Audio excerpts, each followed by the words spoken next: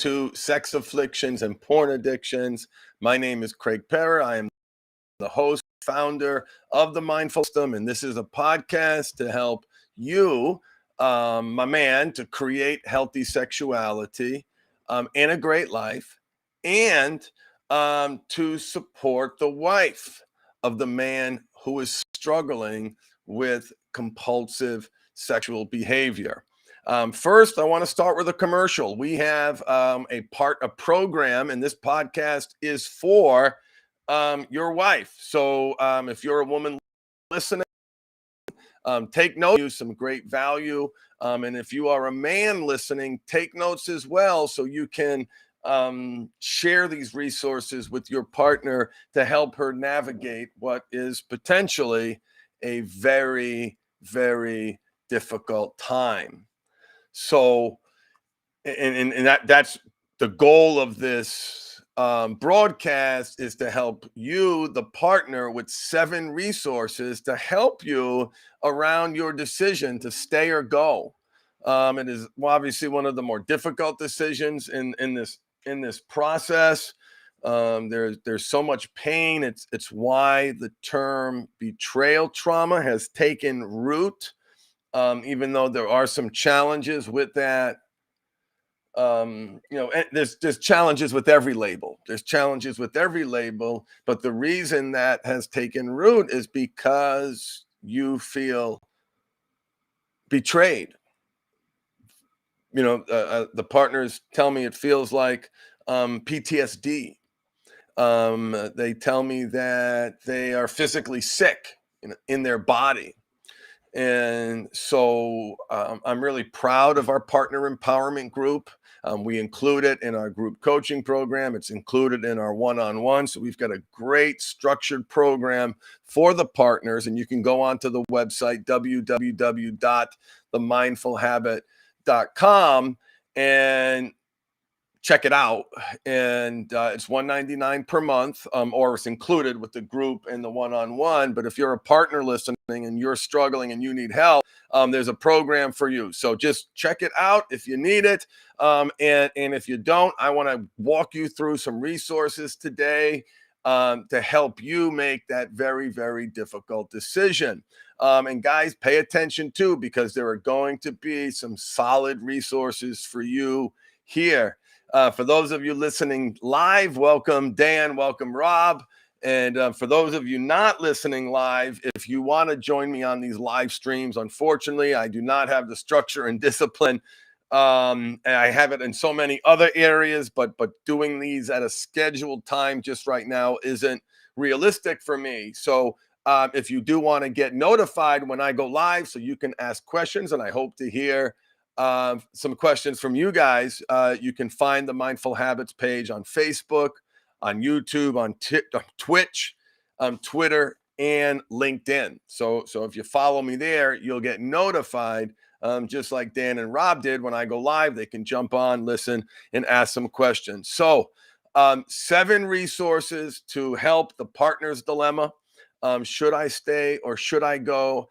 Our philosophy around betrayal trauma is this, and I want to lead with this before I jump into the resources. And we say this to our awesome, brave partner clients, is that betrayal trauma causes a wound, a physical wound and a mental wound.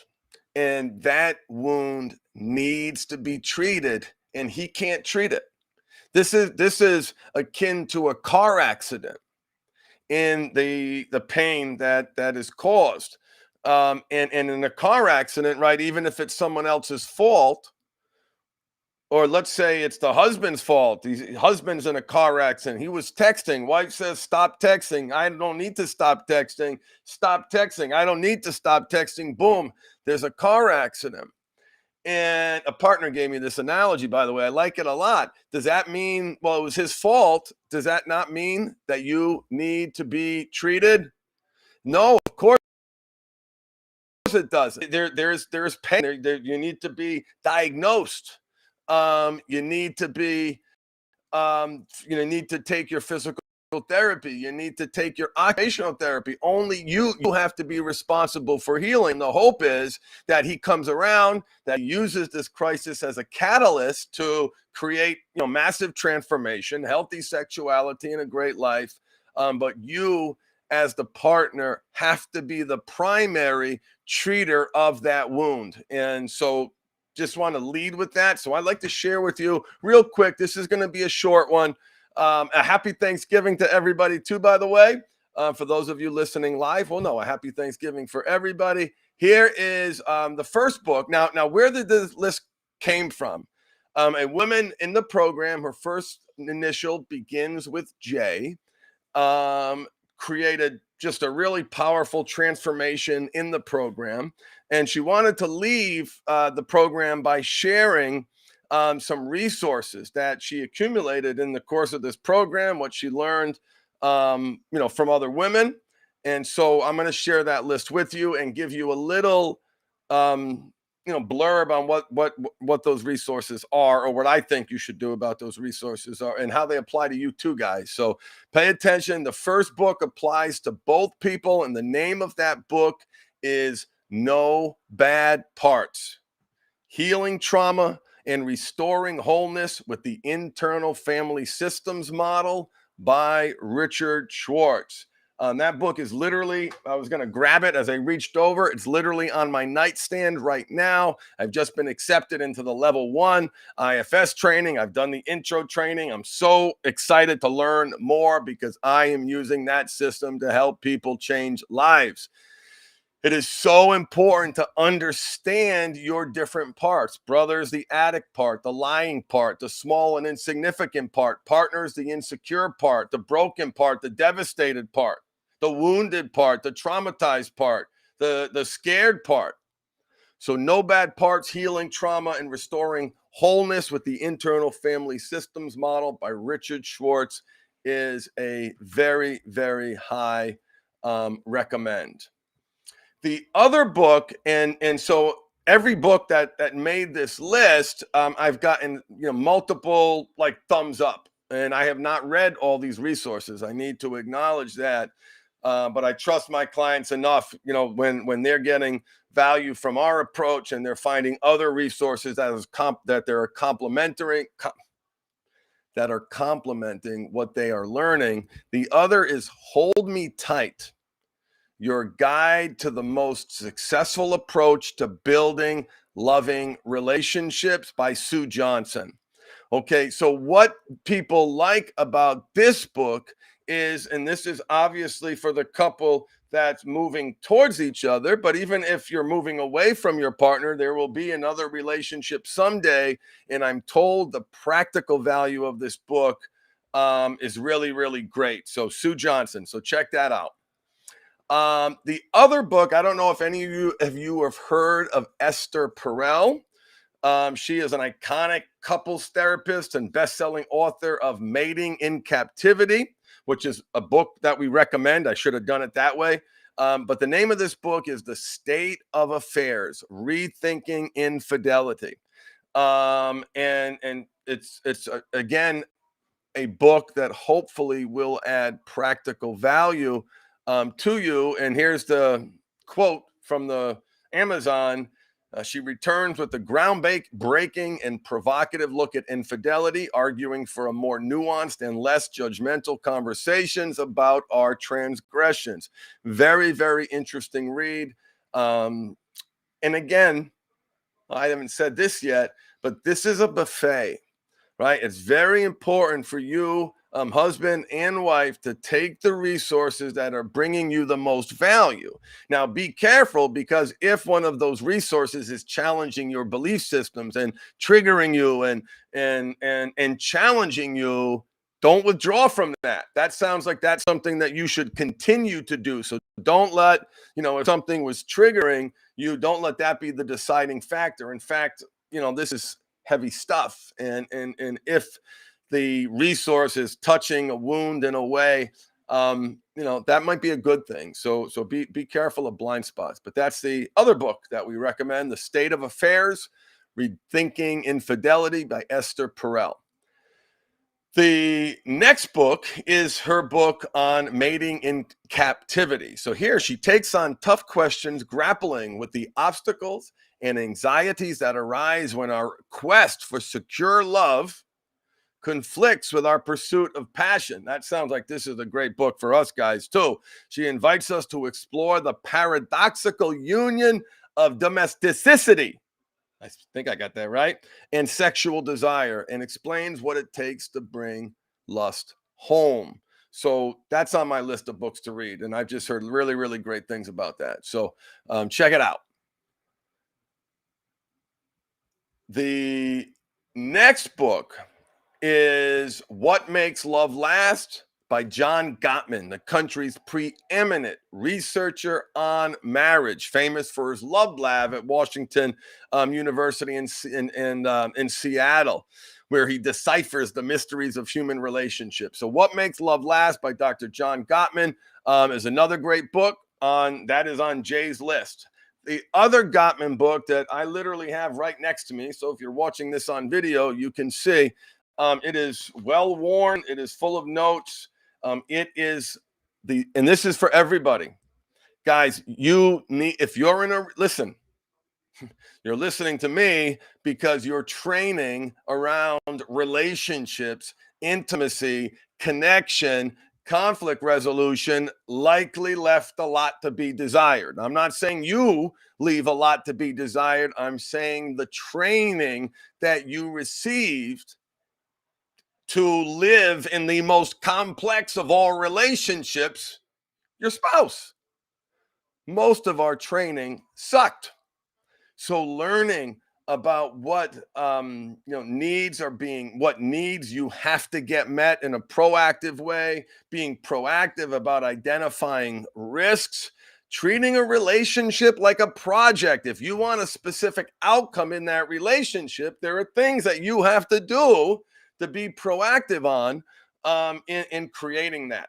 So, the 7 principles for making marriage work, a practical guide from the country's foremost relationship expert, John Gottman.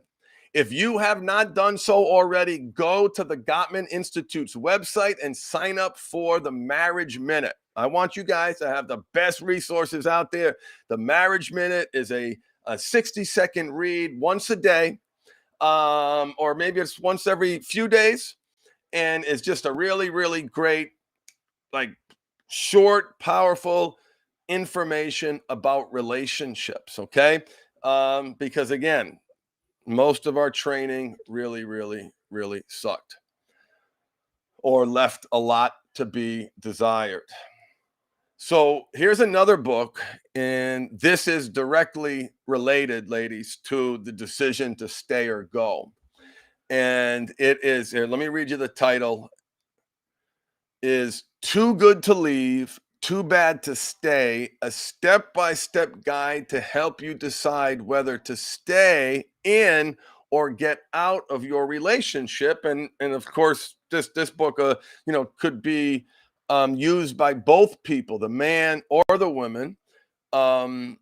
So it's not one or the other, because here's what happens. This work does one of two things. Like Kyle talked about in the chat, his relationship is growing stronger every day, and this work is going to move you towards love and connection, or for some of you it's going to move you away from love and connection. And so this book can help you decide when do you leave.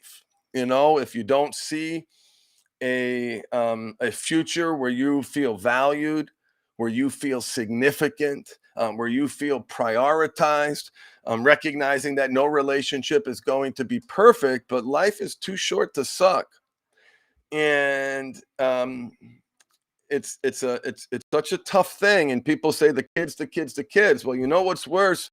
And certainly divorce does impact children, but today, better than ever, we appreciate that impact. There are things that parents can do to counter that impact and to be proactive to manage that impact. And yes, that is impactful. It is also impactful to train them to stay in a loveless marriage, in a marriage that is surrounded by conflict.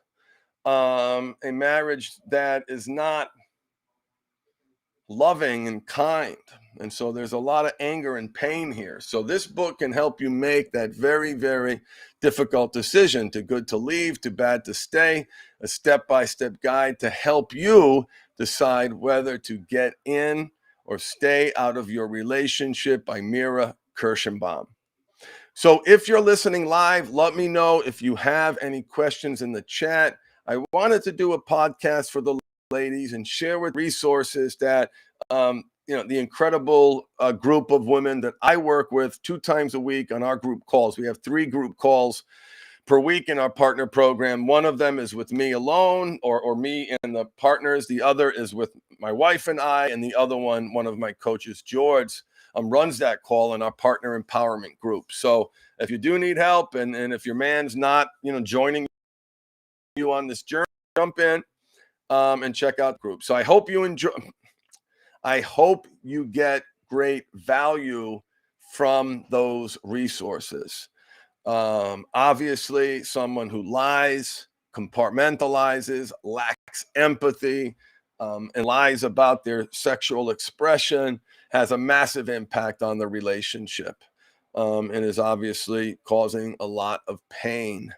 And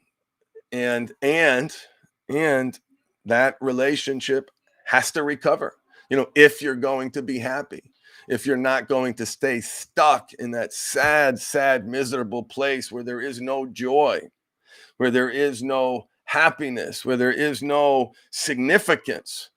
Guys, we need significance. John Gottman, the author of 7 Principles for Making Marriage Work, and I'm going to do a podcast on this, but I'll close with this. He's figured out the magical formula that every successful relationship must have. And what he and his team are able to do is to predict divorce with 93% accuracy in couples based upon this one metric. This one metric is very simple. And the reason why this metric is so impactful, because it is directly drives right to the root of the human condition, and that is beyond our physiological needs. We want attention. Martin Luther King calls it the drum major instinct speech. We want to be significant. We want to be seen. We must be acknowledged. We must be seen if we're going to be happy. So what they figured out after studying thousands of hours of couples footage, they recorded couples. They had this lab in University of Washington, and they found that couples who had 5 mini positive attention to 1 negative. So basically what they learned is it takes 1 negative. It takes 5 positive attentions, little bumps, little positive nudges, little, little things, just little positive things. If there were 5 positives to 1 negative, that couple was going to be happy. Once you deviated from 5 to 1, 4 to 2, or 3 negatives to 3 positives, 4 negatives to 2 positives, that couple was destined for divorce or separation, because that core need to be significant, to be validated, to be seen, to be valued wasn't there. It wasn't manifesting. It wasn't living and breathing in the relationship. The guy, for a host of reasons, many of his own doing, he was unable to relationship beyond that place. So anyway, I encourage you to check out. That's the last resource that I will leave you with, the Gottman 5-to-1 ratio. Google it. You'll see a bunch of great articles right at the top, one from the Gottman Institute website. So check that out. And I hope these relationship resources bring you value. And thank you so much for listening. And now I'm going to look in the chat and see if there are any questions that I can answer before we wrap up today. Kyle asked, how do I track money into my experience faster? So that's You have to make yourself, and I'm not, read The Secret, okay? There is something to that mindset, right? That is a documented scientific reality. Now, I think people have taken The Secret too far, because if that mindset doesn't translate into action, what does that mean? So you've got to put yourself out there. You've got to put yourself out there. Applying for jobs. Always be looking for that next opportunity. Trying to find someone who does what you want to do. Finding a mentor. Finding that person. Because here's the question I ask many of my clients to answer. And once you answer this question, it's like, okay, how do I get there? But is there somebody out there, not as bright as you, not as driven as you, doing something that you love to do, and getting paid more doing it? And that, in my experience, the answer to that question has been a resounding yes over and over and over again. Brothers, sisters, this is the era of the side hustle. So find a mentor, find someone who's done what you want to do. Two, apply for another jobs. Don't stay stagnant. Update that resume. Put yourself out there. Network. Number three, this is the era of the side hustle. There has never been this time that we are in. This time that we are in right now is the greatest transfer of wealth in the history of mankind. I believe that is actually a financial statistical fact. Please correct me if I'm wrong. I've heard that in multiple sources. And remember that.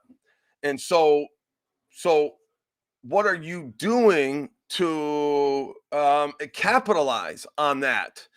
Are you taking advantage of the compounding value of interest? Are you buying stocks that historically grow over time? Are you saving? And for those of you who got kids, you got to get those kids saving young. So let me just kind of wrap up this point with this attracting money, manifesting money. Most of us have a profoundly broken relationship with money. It defines us as significance. Many of us grew up with parents who were employees. Do you know how terrifying it was to stop looking for a job after I got fired 11 years ago?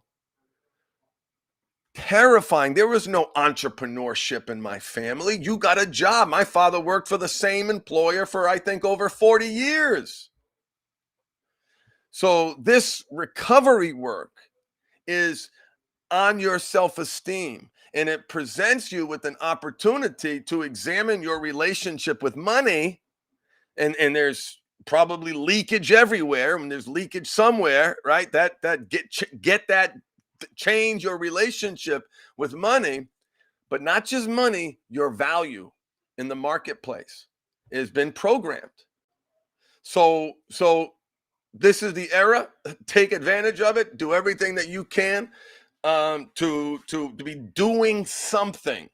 One small item per day, learning about NFTs, learning about investing, taking a fraction of your money that you're willing to throw away, investing in cryptocurrency. And by the way, that's, I meant exactly what I said. Money that you are willing to throw away. Money that you are willing to throw away. So that's not my answer to Kyle's question. That was me thinking out loud and saying too much. And there are people making money in that space. There are people making money in real estate. There's so many things that you can do. Find that thing and do it well and do it better than anybody else. So the best advice that I have for single men like me out there to prepare for a good relationship and a good marriage is to prioritize healthy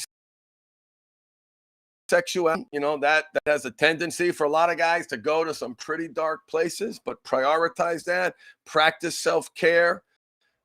Read about relationships. Do what you can to educate yourself. Find maybe, when you do start getting into a relationship, maybe there's some online training or some program. Be your best self. Make yourself the most attractive mate that you can.